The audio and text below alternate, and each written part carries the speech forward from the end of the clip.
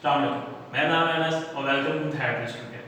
आज हम बात करेंगे आरपीएस जिसे हम कहते हैं रिहैबिलिटेशन प्रॉब्लम सॉल्विंग फॉर्म, और उसके साथ साथ हम ये भी देखेंगे जो हमारे पास नॉर्मलाइज यूज़ होते हैं फॉर्म जिसे हम डिटेल हिस्ट्री फॉर्म्स कहते हैं, उसका भी हम रिव्यू करेंगे। तो चलिए अपने वीडियो को स्टार्ट करते हैं।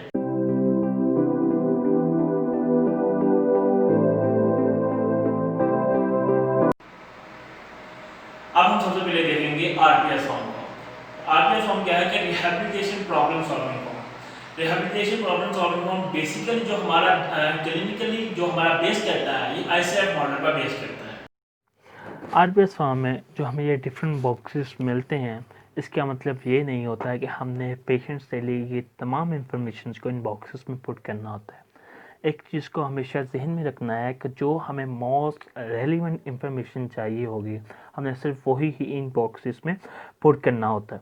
सबसे पहले तो हम अपने जो जनरल इंफॉर्मेशन से स्टार्ट करते हैं। सबसे पहले पेशेंट का नेम, एज, जेंडर वगैरह, डेट, फॉर्म नंबर और डिजीज़ और डिसऑर्डर्स के बारे में पूछना होता है। से आपने ये भी पूछना कि उनके पास कोई रेफरल है कि नहीं। फॉर एग्जांपल क्या है कि किसी की कोई इंजरी हुई थी, उनकी सर्जरी के बाद से किसी ऑर्थोपेडिक ने इस फिजिकल थेरेपिस्ट के पास रेफ़र किया है कि नहीं। अगर उनके पास रेफरल है तो आपने फिर भी जो आपने रेड फ्लैग सिस्टम है उसके लिए उसकी स्क्रीनिंग ज़रूर करनी है, क्योंकि बाद का ऐसे होता है कि जब हम स्क्रीनिंग नहीं करते तो हमारे जो रिहैबिलिटेशन प्रोग्राम्स में उसमें पेशेंट को कॉम्प्लिकेशंस आ सकती हैं, उसकी इंजरी में कॉम्प्लिकेशन आ सकती है। लेकिन अगर पेशेंट के पास रेफरल नहीं है तो फिर तो डेफिनेटली आपने स्क्रीनिंग करनी है और अपनी एक्सरसाइजेस या रिहैबिलिटेशन प्रोग्राम्स के दरमियान भी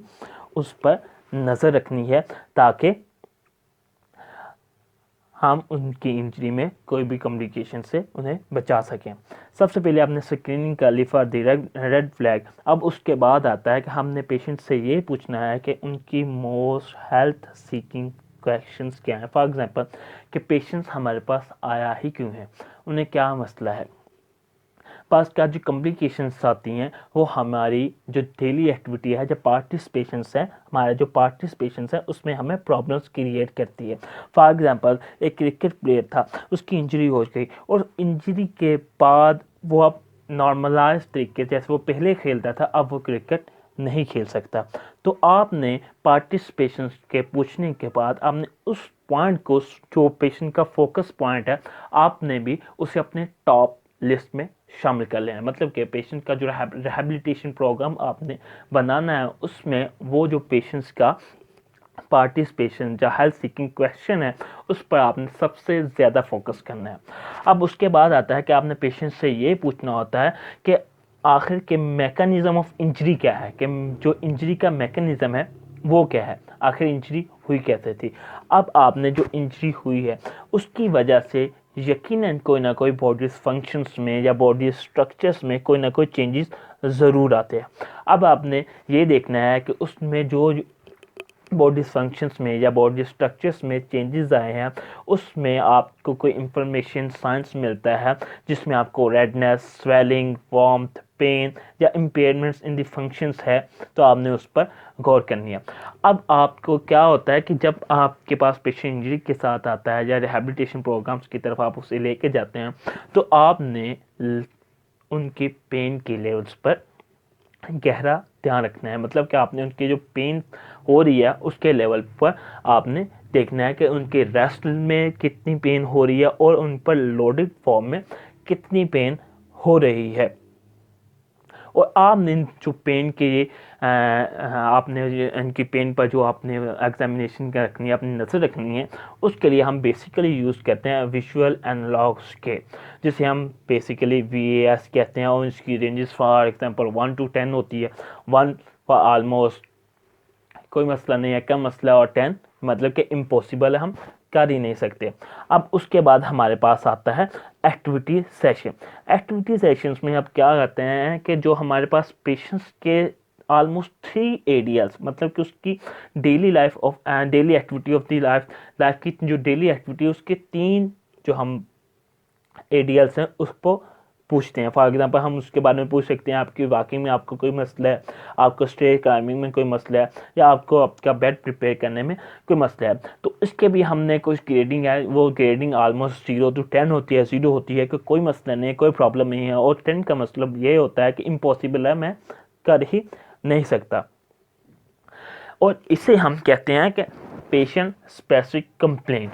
पेशेंट स्पेसिफिक कंप्लेंट में ये हम तीनों आइडियल्स को ऐड करते हैं। अब हमारे पास आगे आता है कि जो हमारे पास PSC है, मतलब कि पेशेंट स्पेसिफिक कंप्लेन है, वो हमारा बेसिक होता है हमारे किसी भी ट्रीटमेंट को कंस्ट्रक्शन के लिए। फॉर एग्जांपल हमने ट्रीटमेंट का प्लान ऑफ केयर बनाना है, हमने उनका रिहैबिलिटेशन प्रोग्राम बनाना है, तो उसके लिए हमारे लिए सबसे ज़्यादा जो अहम होता है वो हम PCS होता है, जिसे हम पेशेंट स्पेसिफिक कंप्लेंट कहते हैं।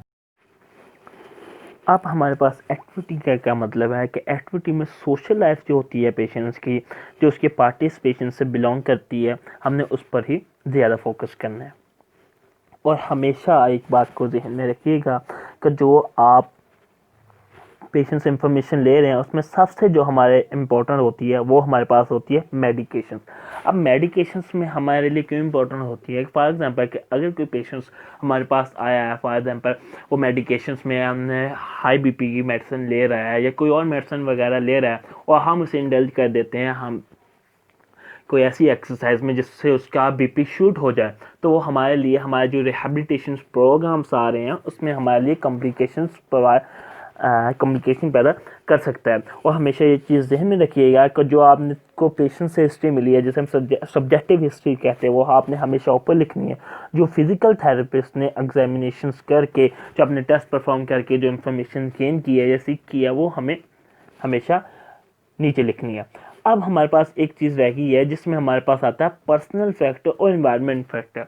अब हम अपने पर्सनल और एनवायरनमेंट फैक्टर को कैसे सेपरेट कर सकते हैं? पर्सनल फैक्टर से मिला कि वो चीज़ें जो एक आदमी या एक पेशेंट के अंदर चल रही हैं, और एनवायरमेंटल फैक्टर का मतलब कि जो उसके सराउंडिंग में हो रही हैं। फॉर एग्जांपल तो पर्सनल फैक्टर है, उसमें हमारे पास आ सकता है उसका मैरिटल स्टेटस आ सकता है, कॉपिंग स्ट्रेटजीज आ सकती है, स्ट्रेस आ सकता है, और कोई भी मेंटल इलनेस आ सकती है।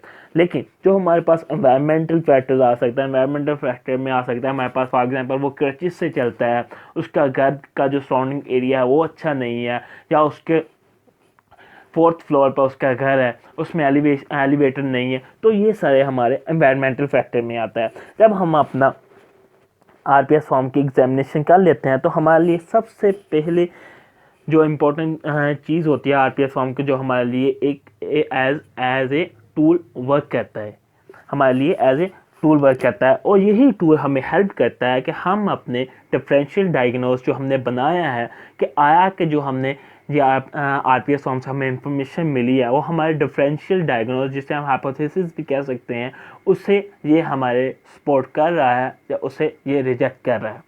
ये था हमारे पास RPS फॉर्म्स। अब हम देखेंगे हमारे पास जनरलाइज्ड या डिटेल्ड हिस्ट्री फॉर्म्स। तो चलिए हम उनका रिव्यू करते हैं। अब हम देखते हैं कि डिटेल या जनरलाइज्ड जो हमारे पास हिस्ट्री फॉर्म्स आते हैं, अब उसमें क्या क्या देखते हैं। सबसे पहले तो जो हमारे पास सब्जेक्टिव असेसमेंट आती है, उसमें हमारे पास डेमोग्राफिक वगैरह आ गए, नेम, एज, जेंडर, जो हमारे पास जनरलाइज इंफॉर्मेशन वगैरह आ गया, रेफर चेक कर लिया, मेडिकल डायग्नोस कर लिया। अब history of present illness, past medical history, family history, living environment और सोशियो इकोनॉमिक हिस्ट्री तक भी हम डिटेल्ड हिस्ट्री में, जैसा कि नाम से ही शो कर रहा है कि इसमें हम डिटेल्ड में पेशेंट की हिस्ट्री लेंगे। अब उसके बाद वाइटल साइंस हमारे पास आ गए। अब वाइटल साइंस के बाद आता है कि पेशेंट प्रायोरिटीज़, पेशेंट्स की क्या प्रायोरिटीज़ है। उसमें हम सबसे पहले चेक करते हैं जनरल हेल्थ स्टेटस। इस वक्त मौजूदा हालत में पेशेंट्स की जो हेल्थ स्टेटस है वो क्या है। For example level of awareness क्या है, एक्सप्रेशंस वगैरह, मतलब कि ये सारी चीज़ें हमारे जनरल हेल्थ स्टेटस में इस वक्त पेशेंट का जो हेल्थ स्टेटस है वो क्या है, उसे हम कहते हैं जनरल हेल्थ स्टेटस। उसके बाद आता है जनरल हेल्थ कंडीशंस, मतलब कि उसकी कंडीशंस में फॉर एग्जांपल इसमें हम different disease, for example malaria, fever, chill, sweating, मतलब ये सारी चीज़ें जो डिफरेंट कंडीशंस हैं उसका हम डिटेल रिव्यू करते हैं। उसके बाद ऑब्जेक्टिव असेसमेंट। ऑब्जेक्टिव असेसमेंट सबसे पहले हमारे पास सिस्टम्स आते हैं, सिस्टम के रिव्यू आते हैं। जितने में हमारे पास सिस्टम्स आते हैं उसका रिव्यू आ गया। फॉर एग्जाम्पल कार्डियोवैस्कुलर सिस्टम आ गया, पल्मोनरी सिस्टम आ गया, गैस्ट्रोइंटेस्टाइनल सिस्टम आ गया।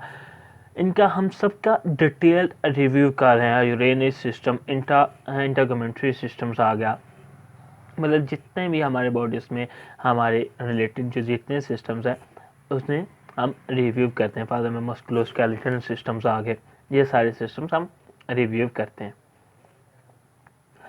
उसके बाद आता है हम ट्रांजिशन, ट्रांसफ़र, मोटर लर्निंग वगैरह और मोटर कंट्रोल्स, मतलब के मोटर लर्निंग के जो हम इंजरी के बाद हमारी जो मोटर लर्निंग्स है वो कैसी है, जो हमारे जो मोटर कंट्रोल्स है वो उसमें क्या इम्पेयरमेंट्स है, क्या इम्प्रूवमेंट्स हैं, वो सब हम देखते हैं।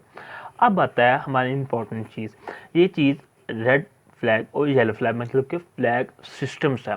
फ्लैग सिस्टम्स मतलब कि हमने रेड फ्लैग वो होता है जिसे हमने रेफर करना होता है। फॉर एग्जांपल इंजरी हुई है, अभी इंजरी हुई है, बोन ब्रेक हुई है, तो वो हमारा सारा रेड फ्लैग में चला जाता है। उसके बाद येलो फ्लैग आता है। येलो फ्लैग में कहते हैं कि हम पेशेंट्स को फिजिकल थेरेपी का भी प्लान देते हैं और साथ में उसे मेडिकल या कोई और कंबाइंड थेरेपी के साथ भी कोई और मोडेलिटीज़ वगैरह भी यूज़ करवाते हैं। उसके बाद हमारे पास आता है इन्वेस्टिगेशंस या फाइंडिंग। अब हमारे जो फाइंडिंग्स है, जो हमारी इन्वेस्टिगेशंस हैं वो क्या आई हैं, हमें क्या क्या मिला है, हमने जो हिस्ट्री डिटेल से देखी है उसमें हमें क्या क्या मिला है, क्या क्या इम्पेयरमेंट्स है, क्या क्या प्रॉब्लम्स है, क्या क्या जो पेशेंट्स को मसले हैं वो सारे हमारे पास आ जाते हैं। अब वही जो मसले हमारे पास आए वो हमने नीचे लिस्ट में इम्पेयरमेंट्स क्या क्या इम्पेयरमेंट, फॉर एग्जाम्पल इंजरी हुई थी जी, वो आप चल नहीं सकता, या अपने मसल्स को वर्किंग नहीं कर सकता, या मसल्स प्रॉपरली या आपने जो स्मूथली वर्क नहीं करे, या मसल्स पावर नहीं है, ये सारे हमारे इम्पेयरमेंट्स में आता है। अब एक्टिविटी लिमिटेशंस, एक्टिविटी लिमिटेशन वही बात आ गई कि अब पेशेंट्स कोई ख़ास एक्टिविटी नहीं कर रहा। जैसे हमने आरपीएस में देखा था कि वो कह रहा था कि मैं क्रिकेट नहीं खेल पा रहा, ठीक है। इसमें पेशेंट कहा कि मेरी इंजरी हुई है, कि वो पहले तो मैं क्रिकेट खेल लेता था, चल फिर लेता था, दौड़ भी लेता था, तो अब वो मैं सारी एक्टिविटीज़ नहीं कर पा रहा। तो ये हमारी आ गई एक्टिविटी लिमिटेशन। अब पार्टिसिपेशन लिमिटेशन में उसमें इस काम में पार्टिसिपेट नहीं कर सकता। पहले मैं चलता था, मुझे कोई मसला नहीं होता, लेकिन अब मेरा सांस फूल जाता है। अब मैं दौड़ता हूँ तो मुझसे दौड़ा नहीं जाता, बॉडी में वीकनेस रहती है। पार्टिसिपेशन रिस्ट्रिक्शंस आ गया कि क्या क्या अब मेरी इंजरी हुई थी तो अब जो मेरे बाजू की मूवमेंट थी अब वो भी कम हो गई है, अब जो मैं चलता था उसमें भी कमी आ गई है। ये सारी चीज़ों से फिर अब हमारे पास आता है फिजिकल थेरेपी डायग्नोस। हमने डिटेल्ड हिस्ट्री देख ली, सिस्टम्स को रिव्यू कर लिया, हमने इम्पेयरमेंट्स लिस्ट देख ली, हमने डायग्नोस कर ली। अब हमारा आता है डायग्नोस का सिस्टम। हम सारी पिछली डिटेल्ड हिस्ट्री को रिव्यू करेंगे और एक हाइपोथेसिस बनाएंगे। हाइपोथेसिस में जिसे हम कहते हैं डिफरेंशियल डायग्नोस बनाएंगे, हमारी ज़बान में डिफरेंशियल डायग्नोस बनाएंगे। और उस डायग्नोस में हम ये देखेंगे कि इसमें ये इम्पेयरमेंट्स आ सकते हैं, हो सकता है इन्हें ये प्रॉब्लम हो सकता है इन्हें ये प्रॉब्लम हो सकता है इन्हें ये प्रॉब्लम्स हो। ये हमारा सारा फिजिकल थेरेपी डायग्नोस में आता है। और फिर उस डिसीजन डिफरेंशियल डायग्नोस से हमने अपना डायग्नोस बनाना है, कंफर्म करना है दोबारा से हिस्ट्री, सारी डिटेल हिस्ट्री को रिव्यू करने के बाद। अब आता है हमारे पास मैनेजमेंट। मैनेजमेंट में क्या आता है, हमारे पास मैनेजमेंट में 3 चीज़ें आती हैं, short term goals, long term goals, और फिर आता है हमारे पास plan of care. Short term goals वो होते हैं जो हम इजीली रिकवर कर लेते हैं, जल्दी रिकवर हो जाते हैं। और लॉन्ग टर्म गोल्स जिन्हें हमें ज़्यादा देर देनी पड़ती है, ज़्यादा वक्त देना पड़ता है, ज़्यादा वक्त के लिए हमें उस प्रोग्राम्स को कंटिन्यू रखना पड़ता है। और प्लान ऑफ केयर में बेसिकली वो चीज़ें आती हैं कि हमने अपनी एरियाज मतलब एक्टिविटी ऑफ डेली लाइफ को या अपनी लाइफ स्टैंडर्ड्स को बेहतर करने के लिए या उन्हें इम्प्रूव करने के लिए, या अपनी जो एडियल्स हैं, जो एक्टिविटीज़ ऑफ डेली लाइफ है, या अपनी लाइफ स्टैंडर्ड्स हैं उन्हें नॉर्मलाइज लाने के लिए, यानी हम मैक्सिमाइज तो नहीं कर सकते लेकिन एक हद तक हम अपनी उस एरियाज़ को, अपनी एक्टिविटीज़ को नॉर्मलाइज कर सकते हैं। ये आता है हमारे प्लान ऑफ केयर में। तो ये था हमारे पास डिटेल या जनरलाइज्ड हिस्ट्री फॉर्म्स। अब हम देखेंगे कि हमारे आरपीएस और आखिर डिटेल और जनरलाइज्ड हिस्ट्री फॉर्म में कुछ कंपैरिजंस क्या हैं। सबसे पहले हम देखेंगे तो जो हमारे पास आरपीएस आता है वो हमारे पास क्विक और टाइम सेविंग है, लेकिन उसकी ऑन दी अदर हैंड जो हमारे पास डिटेल या जनरलाइज्ड हिस्ट्री फॉर्म्स होता है वो हमारे पास क्विक तो नहीं है, वो टाइम कंज्यूमिंग है, क्योंकि उसमें हम डिटेल में तमाम पेशेंट्स की हिस्ट्री को रिव्यू और रिजल्ट्स करते हैं। तो अगर आपको हमारी ये वीडियो पसंद आई हो तो हमारे चैनल को लाइक, शेयर और सब्सक्राइब कीजिए।